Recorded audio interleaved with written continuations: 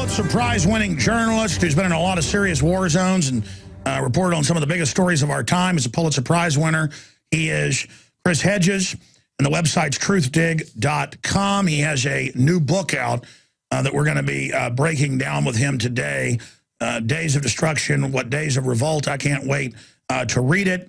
And he's saying, is revolt all we have left? Well, yeah, there are many forms of revolt. I mean, I went into, basically a preaching fit last hour, but it's effective. It shows my desperation. It's almost like my ghost dance here, wishing that we weren't going into such a fascist, corporatist tyranny.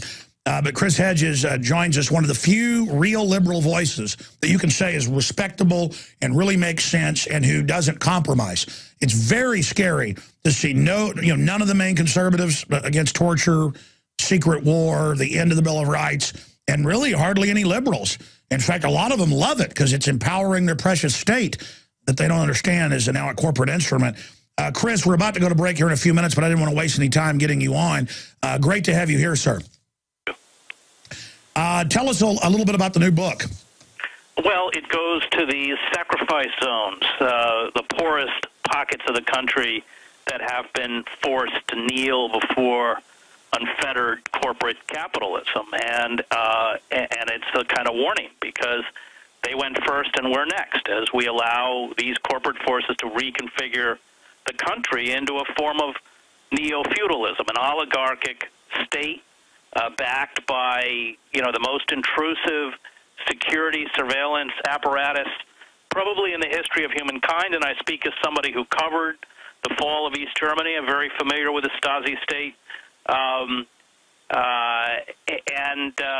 There are no impediments left. So, it looks at places like Camden, New Jersey, which per capita is the poorest city in the United States, not surprisingly also one of the most dangerous, Pine Ridge, South Dakota, Lakota Indian Reservation, where the average life expectancy for a male is 48. That is the lowest in the Western Hemisphere outside of Haiti. The coal fields of southern West Virginia, one of the most minerally rich pockets of the United States, and yet, of course, harbors the poorest population, along with terrible ecological devastation. And finally, the produce fields, where these undocumented workers, who are the perfect worker in the eyes of the corporate state because they have no legal rights, they can be abused, there are no benefits, they work day by day, they show up in collection centers.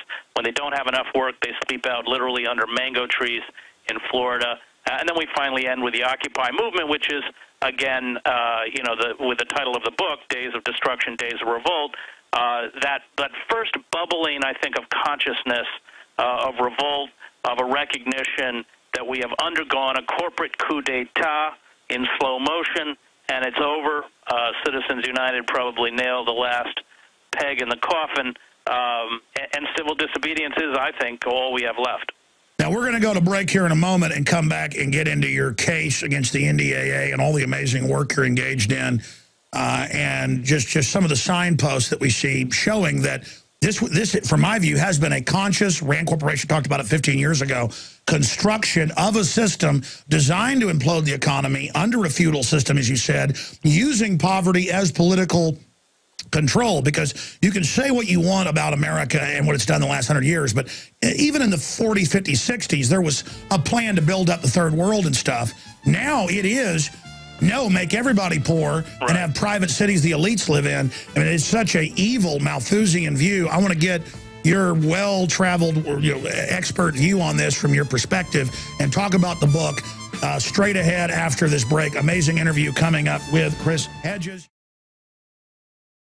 Alex Jones here with a message to fellow freedom lovers. The prognosis for the entire planetary economic system runs from bad to worse. The globalist model is to shut down societies and starve patriots out until they acquiesce to the global takeover. That's why we've assembled the most vital and important preparedness items at infowarsshop.com. These are items that I did research on, that I personally use. We've got the life straw, so you can turn fetid water into safe water anywhere you go. The K-Tor hand crank generator to charge up key equipment during power outages or out in the field. Strategic Relocation, 3rd edition by Joel Skousen. When Disaster Strikes by Matthew Stein. ThyroSafe, used by Homeland Security to protect yourself during any radiological event. Hand-cranked shortwave AM/FM radios. Everything that we've researched and found to be the best is available at InfoWarsShop.com, and your purchase makes our InfoWar possible. We're getting prepared. Are you? InfoWarsShop.com. We are going into a classical tyranny. No one can deny it. The NSA has been caught spying on everyone in live time, totally illegal. They're arresting people, torturing them, torturing their children in front of them at Abu Ghraib. Bush brags about it in his book and doesn't get in trouble, even though his minions went to jail. And now Obama has accelerated it, and Romney signals he's going to accelerate it. We're in deep trouble. We've got an amazing guest joining us, Pulitzer Prize-winning journalist who has covered, you name it, the Stasi, the Russians, and many tyrannies. He's been in high-level coverage of negotiations all over the Middle East, and he sued earlier this year over the NDAA that Obama signed on December 31st when he thought no one was paying attention, 2011. He has a new book just out, Days of Destruction, Days of Revolt. We're going to talk about that. We've only got him till the bottom of the hour. He's, again, gracious to join us, a very busy man. And I want to talk about his NDAA suit that's having some success. I want to get his take on everything that's unfolding. But now we have activists put on terror watch lists preventing protesting DNC. Turned out the Army, the ACLU, here's the ACLU press release just out yesterday on it. They got the document where the Army, DOD, did it. And they say in here that it's low-level terrorism to protest and ask the court to keep him in jail because protesting is now illegal. We are seeing, again, the FBI caught with 12 million IDs of folks with Apple computers.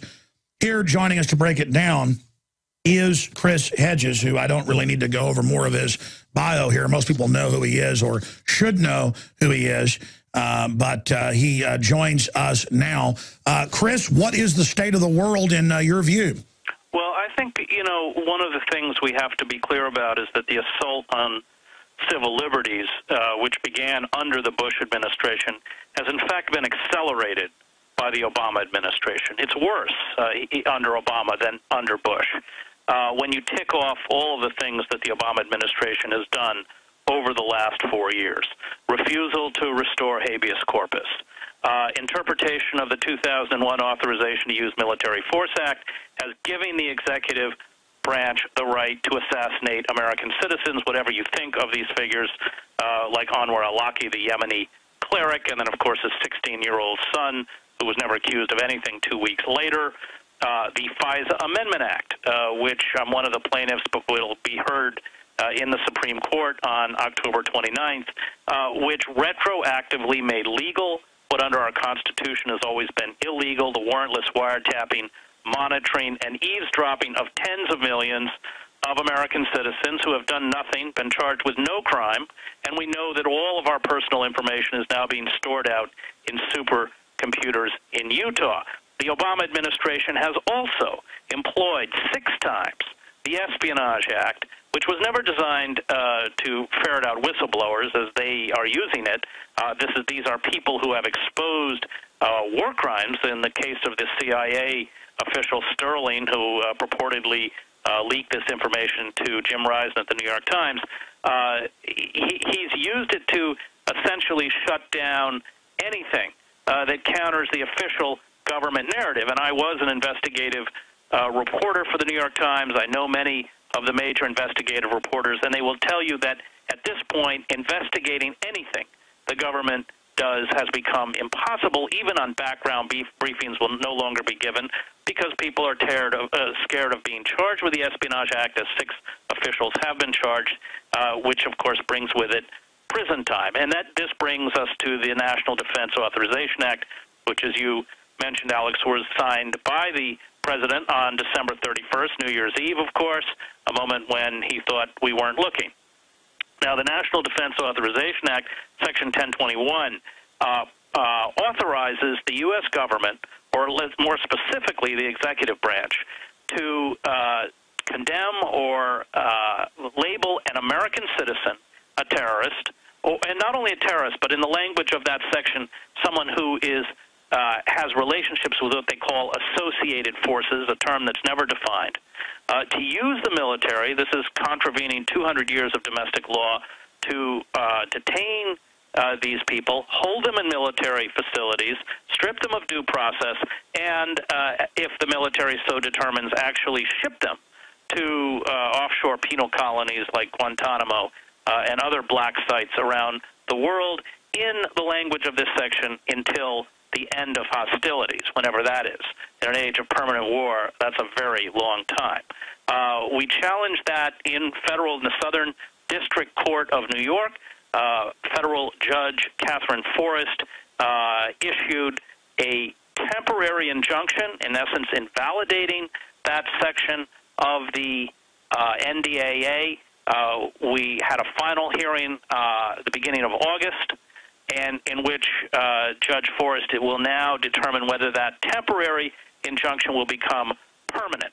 But we know how the Obama administration will respond if she invalidates that section of the NDA, which of course I think she should. They've already challenged the temporary injunction. They will clearly challenge the permanent injunction if she rules that it is unconstitutional, as it appears she will. That will take it to an appellate court. If they uphold the ruling, it will go to the Supreme Court. But all of this comes under the Obama administration. And my frustration with self-professed liberals is that, they're entranced with the rhetoric of Obama and utterly ignore the facts, utterly ignore what he has done. And as you mentioned earlier, I think what we are seeing is, in essence, rewriting of the legal code to criminalize any form of legitimate dissent. And that's because the corporate power understands very well what's coming, both in terms of the environmental crisis and the economic crisis, and they want the legal mechanisms to shut it down. It's interesting that in the August, in the last hearing in Judge Forrest's courtroom, she, as the judge, actually brought up the detention of 110,000 Japanese Americans who, because of their ethnicity, were sent to internment camps, again, without any kind of legal recourse, and said that this section of the NDA essentially sets that precedent. We are now reaching the Alexander Solzhenitsyn type moment, asking, will we burn later in the camps, wishing we'd done something? And now, 3 months ago, the Army document came out for re-education centers. The Army admitted in a press release that our document was real, but that we shouldn't have it. And another public document for gun confiscation during crises. They're buying armored vehicles. They've bought 1.4 billion rounds of ammo. The media spins it to say, hey, they need 174,000 rounds of ammo. No, it's 1.4 billion. So we're seeing all sorts of propaganda.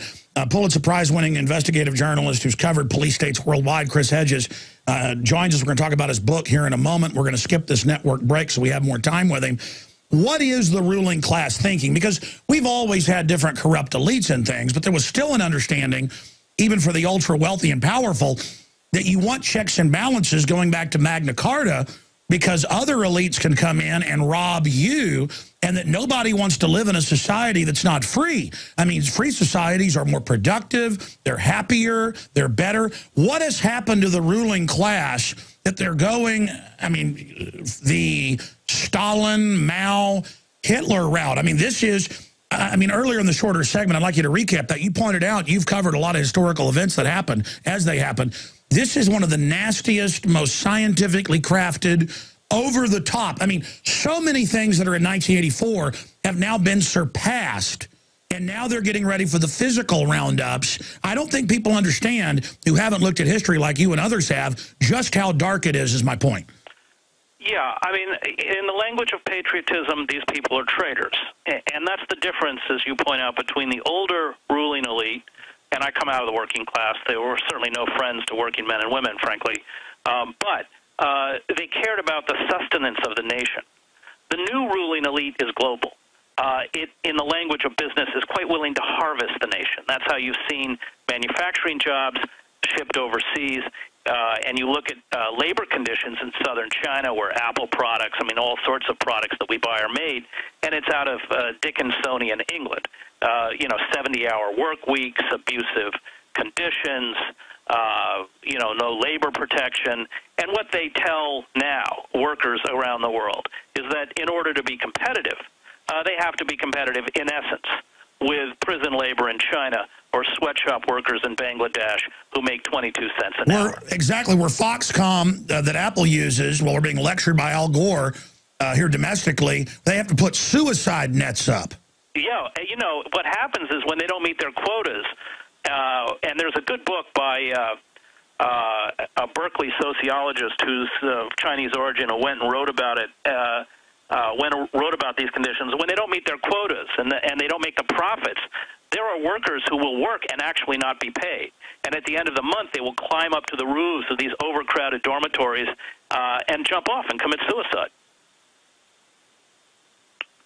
And that's the world that these corporations have created. I mean, and that's the difference between the old robber barons, the Rockefellers, the Mellons, the Carnegies, and the new robber barons who are quite willing to sacrifice the nation, indeed are, for profit.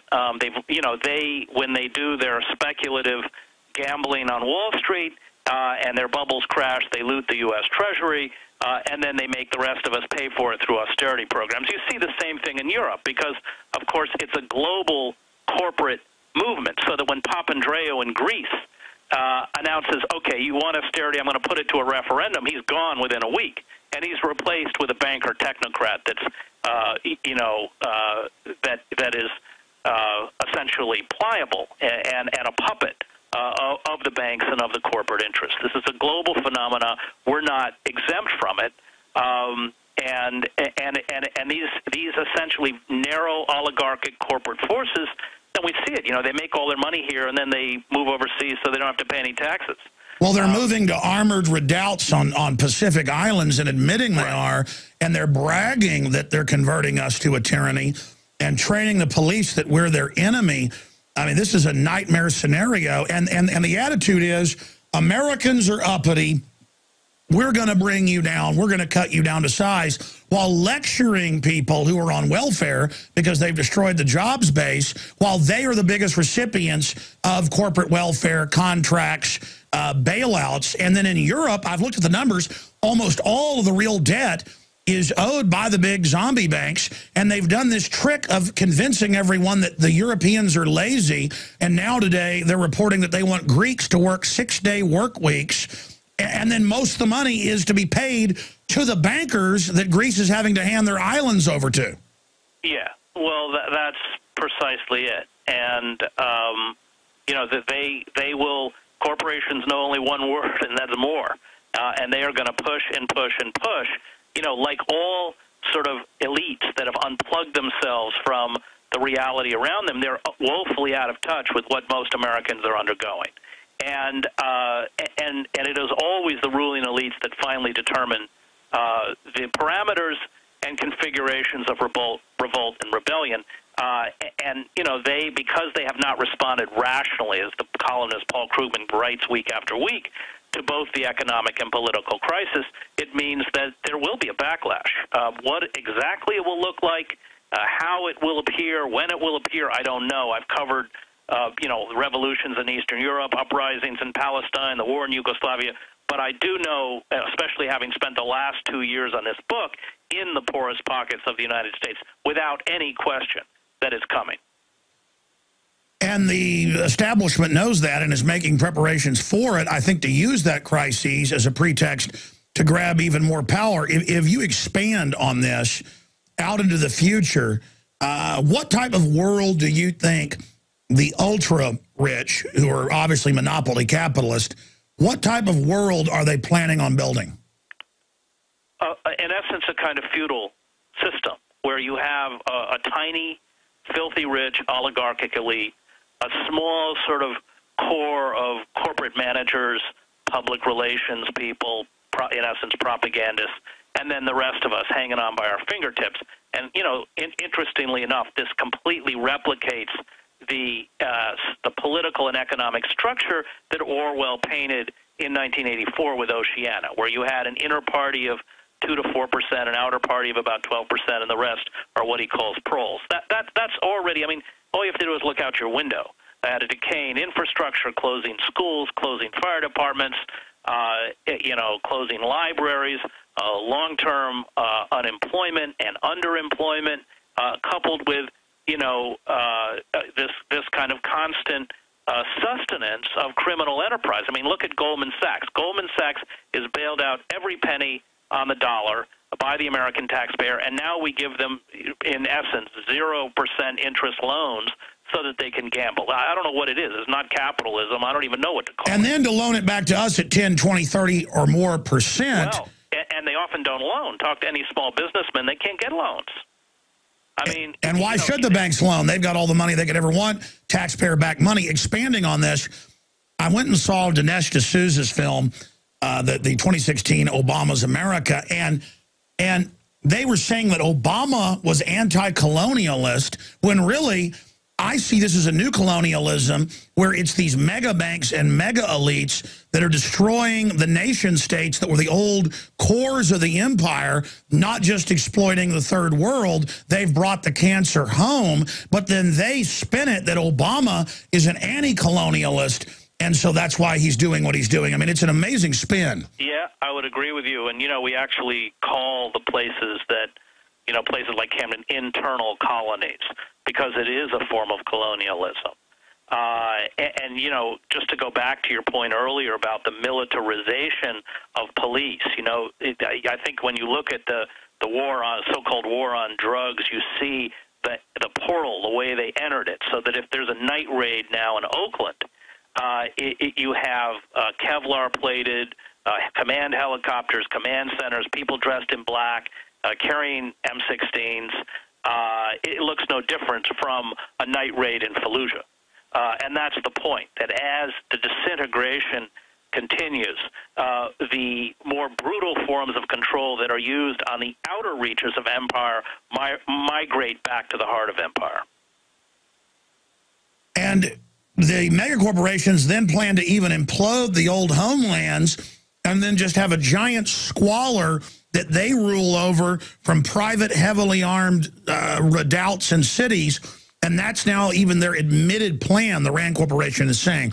What a hellish vision. What a hellish world. It sounds like something the devil would come up with. Yeah, and you have corporations like Bechtel buying up all the clean water in Chile and other places because they know that pretty soon water, water for most of us will be contaminated and we'll have to pay for it, just like everything else. Yeah, I mean, they if you sit down inside the NSA or any other, their sort of analysis of where we're going is not going to be much different from yours or mine. It just doesn't make it out into the mainstream.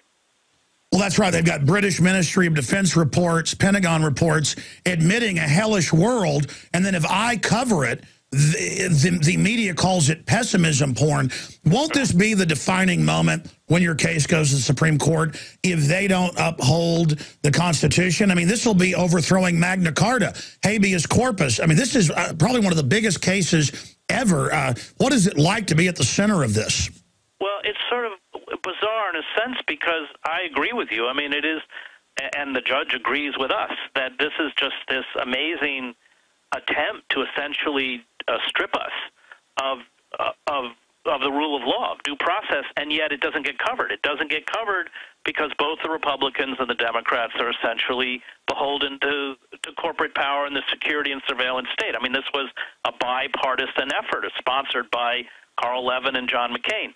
And so because the media won't step outside these very narrow parameters, which essentially stretch from A to B, that's what's stunned me the most, how egregious the assault is, how naked the assault is, and how it's virtually uncovered. I mean, the New York Times did write a good editorial about it after the temporary injunction was issued, but, if you look on the airwaves, it doesn't exist. And yet you have all these people sort of shouting about the Constitution and civil liberties, and here in an incredibly overt attempt to take away, our right to trial, is silence.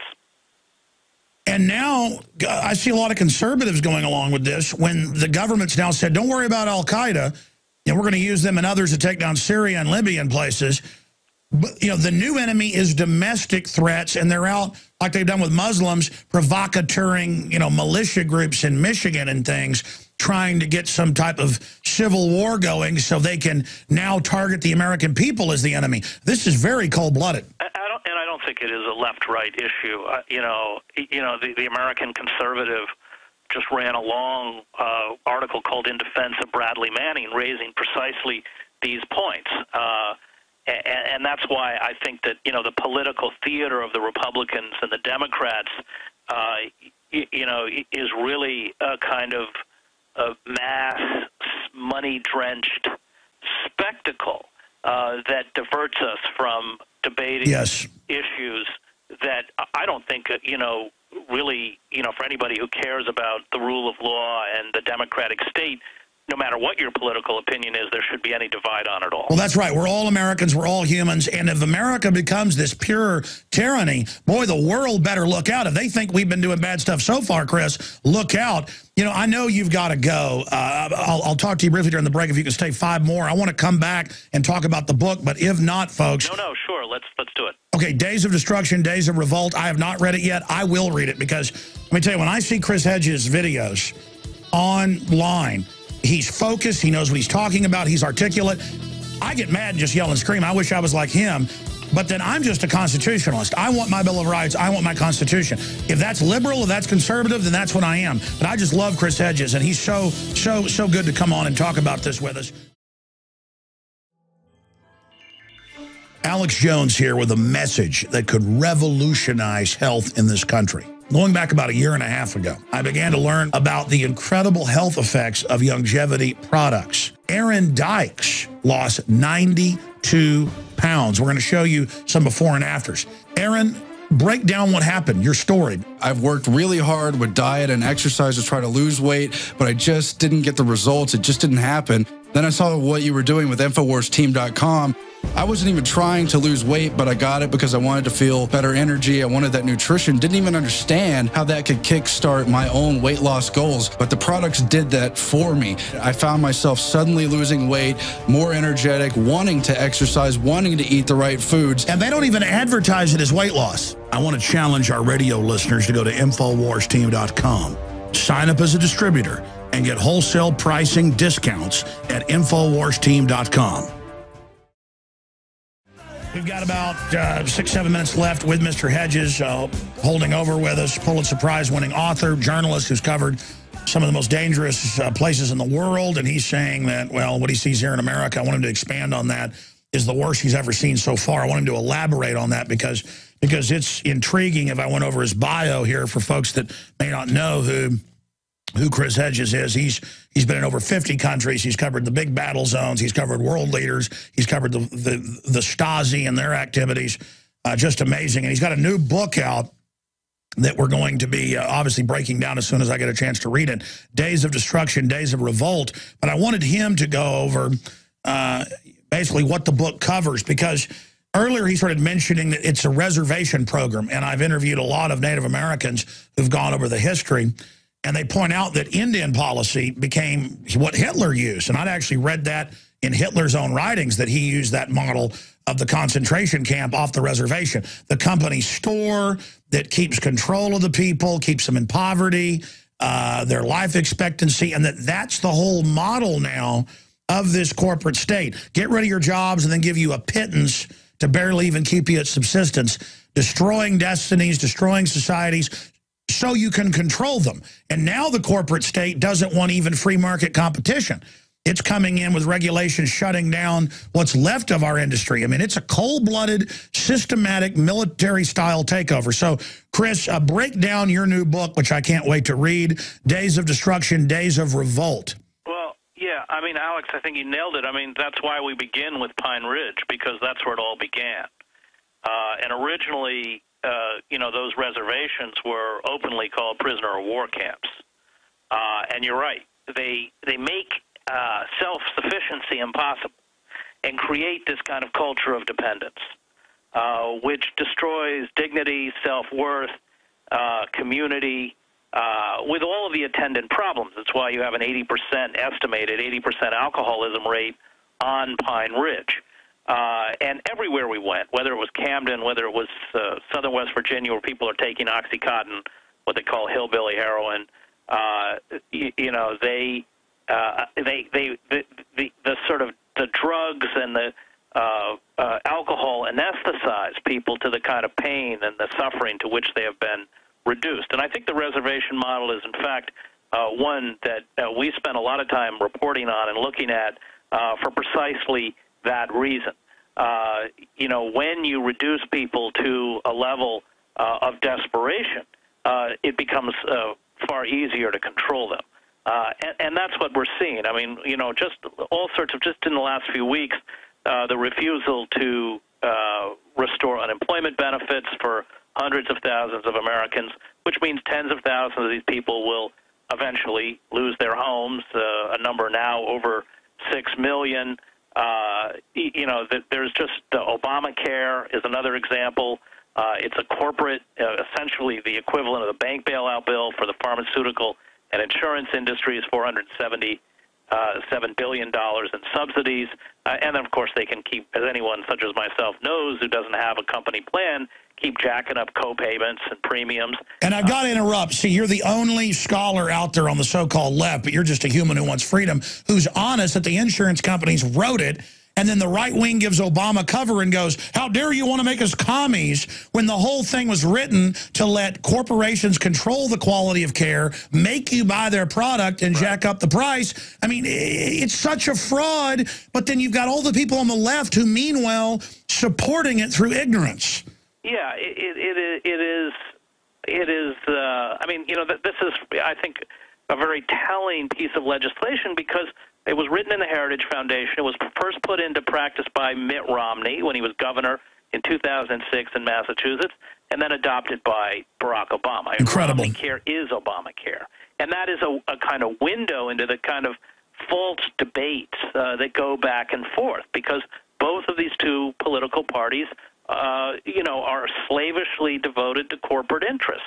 Obamacare is essentially forcing us to buy a defective corporate product, a for-profit product. It's staggering. And what is the revolt angle of the book? Because, again, I haven't had a chance to read it yet. I'm going to order it today. I think it's just this understanding that the formal mechanisms of power are not going to defend civil liberties or our interests or institute the kinds of reforms that will bring back the kind of egalitarian society that I think we all want, that now resistance has to come outside those formal mechanisms of power. That means acts of civil disobedience. I was arrested with Occupy protesters in front of Goldman Sachs.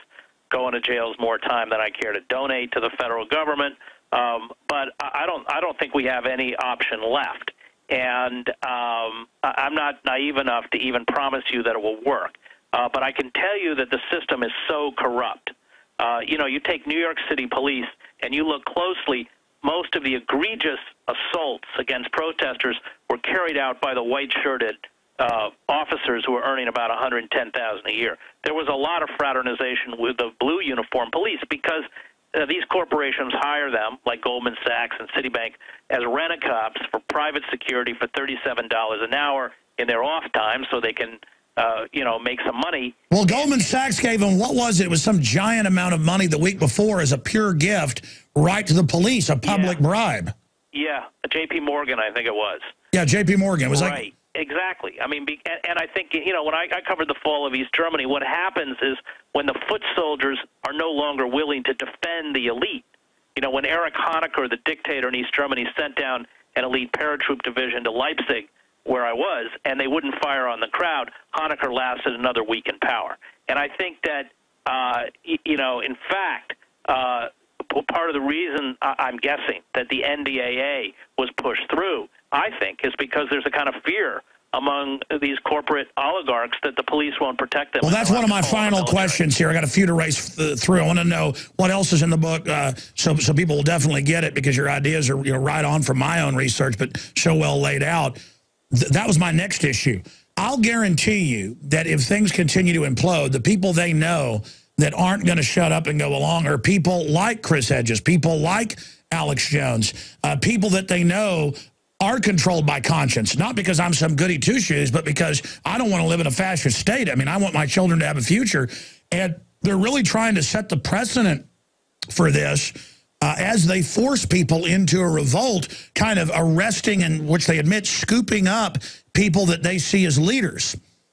Yeah, I mean, I think that once you create that legal mechanism that essentially permits or gives to the state that kind of power, then you're in really serious trouble. They use it on marginal elements within the society first, Muslims, black bloc anarchists, whatever, militia members, but you don't want to give them that kind of legal power, which unfortunately we've already done, because they use the sort of fringe elements as a way to justify that kind of power, and then they turn it on the rest of us. That's exactly right, and history has just borne that out, you know, in conflict after conflict that I've covered and watched.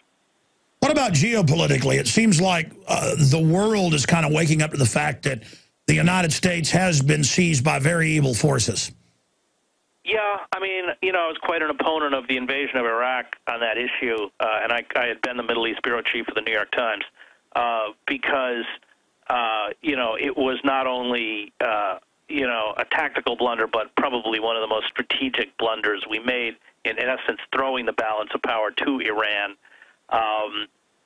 Yeah, I think that, unfortunately, you know, we don't have a lot of friends left because of, I think, very misguided imperial projects that, again, of course, I mean, the war in Afghanistan, which, let's be frank, we're losing, you know, there are a handful of corporations, Halliburton and Raytheon and on and on and on, that for whom they make money, as in all wars. Could the Anglo-American establishment kind of stall and not have a Berlin Wall moment, but just kind of collapse like the Soviet Union? I mean, that's the big question. I mean, collapse is coming. How does it come? Does it come gradually? Is there kind of a slow decline like the Ottoman Empire? Does it implode? These are questions that I ask all the time, but I don't have a definitive answer. Well, I think they're going to try to go Hitler crazy and launch a bunch of wars that are so bad, everybody kind of lines up because we're in so much trouble. Well, yeah, the government's corrupt, but we're, you know, fighting Russia and China now, so let's line up. We just lost 500,000 people. I mean, I think the elite are that crazy. And the way they're digging in, the way they're getting everything ready, looks like they're gearing up for World War III at a scale much bigger than the Cold War. The COG, the armored pillboxes, the weapons caching. Studying history, Chris, in closing, I'm not just trying to be a fearmonger here. I'm scared. I mean, I've studied history. I'm a history buff, and they're digging in for what looks like not just a war with the people, but a war with everybody else. Well, you know, that's, as Randolph Bourne said, in World War I, he said war is the health of the state, by which he meant that when the state declares war, you're right, everybody lines up behind it, you know, in the name of patriotism and everything else, and it is a very effective measure, as it was in World War I, to essentially crush any form of dissent. So, yeah, you're right. I mean, history has shown that to be a very effective tactic for despotic states to channel energy and rage and mute internal dissent by creating an internal enemy and going after it. I don't put it past them. Well, hopefully your book will wake people up, and I know it's got amazing illustrations in it. Tell us a little bit about the book that you haven't covered and about the cartoonist that you worked with. Yeah, this is Joe Sacco, who is an amazing reporter in his own right, does whole graphic novels that he reports out. We met in Bosnia in 1995. And I think one of the reasons I found him so important in the book, 50 pages of illustrations, as well as comic panels sort of profiling people's lives, is that so many of these Americans by the corporate media have been rendered invisible. And I think one of the goals of the book was to make them visible, and Sacco did that, gave the book a kind of punch that pure prose wouldn't have had. Do you have hope for the future? I mean, would you say it's a 60% chance we're going to go into this total tyranny, or is it a 70% or a 20%? I mean, what's your there's few people who've traveled more, seen more, reported on more. So I really respect your view on this. I know our listeners do. I mean, looking into that crystal ball, what's our odds? I think it looks pretty bleak, but I don't think we can use the word hope unless we actively resist every way possible, which is why, I was in protests outside Goldman Sachs, why I sued Barack Obama and Leon Panetta over the NDAA. I think it's a kind of moral imperative to resist, but at the same time, a very sort of sober view, it doesn't look great. Have you been threatened? Yeah, but over my opposition to the Iraq War, and then interestingly by black bloc anarchists, who I've been very critical of. Well, most of them are run by feds. Well, Chris Hedges. Oh, yeah. I mean, that's what I found from my research. I'm sure. Again, your website is also a great place for people to visit. Tell us about your website. Truth Dig, yeah. This is Bob Shear's website out of L.A. I write a column every Monday for them. All right. Well, thank you so much, Chris. Thank you, Alex. All right, there he goes. I ended up spending more time with us. Man, I wish he was wrong. I wish I was wrong. Last hour I kind of went into this ranting rage about the tyranny we face. But, I mean, I've bet my family that we can beat this. I mean, let me tell you, if I didn't think we could turn this around, I would leave the United States. Not that somewhere else would be perfect, but I would get out of the fight. Because let me tell you something. The people running things have made a friend with evil. They have decided that they're going to rule the world. They've got the power. They've got this historic moment. They're going to use it. And we've got to decide we've got our historic moment as human beings that stand for freedom and justice to resist these people. Because, Chris Hedges talks about how they want to render us impotent and where we can't have jobs in the future. That is the policy of the globalist. And, Obama is not anti-colonialist. Colonialism became what you call globalist. And then the right wing packages anti-colonialist as communist when the communists are actually running their own form of collectivist colonialism that then implodes and is taken over by the bankers. I mean, we're facing such a sophisticated situation. People say, well, are you for Occupy or against it? The globalists talked about Occupy because their computers were able to predict that there would be flare-ups at that moment against the banks and that people knew that the banker bailouts were a corporate transference of wealth from the people to the elite. Just a robbery, a private taxation mechanism. So they announced, everybody who's mad at corruption in Wall Street, show up. Then the Democratic operatives show up, but a lot of other activists as well. Soros is unable to take control of it. That was going to be kind of the revolutionary arm of the Obama second election. But with the corporatists running it, the Occupy folks got wise to that, didn't work, so then they flushed them. And Obama, in 37 locations nationwide and in multiple, a whole bunch of states, 14 states, had people arrested in midnight raids directed by the feds. Folks, when your police are being directed by feds to scoop up protesters, you're not in Kansas anymore. You're in a dangerous police state. And what people don't get is, well, I don't care if I'm in a police state. I want cops and guys with machine guns on every corner because it's for Al-Qaeda. But see, it's not for Al-Qaeda now. It's for you. And it's because they're planning to take your bank account. They're planning to devalue your dollar. They're planning to take your pension fund. And I don't mean the government pension fund. I'm talking about your private ones. They're already doing that in Europe, putting taxes on them and stuff. Visit infowars.com and prisonplanet.com. When you're on the site, you can also tune in 24 hours a day to my daily radio broadcast. There's also a free iPhone app to listen to the syndicated radio show when and where you want.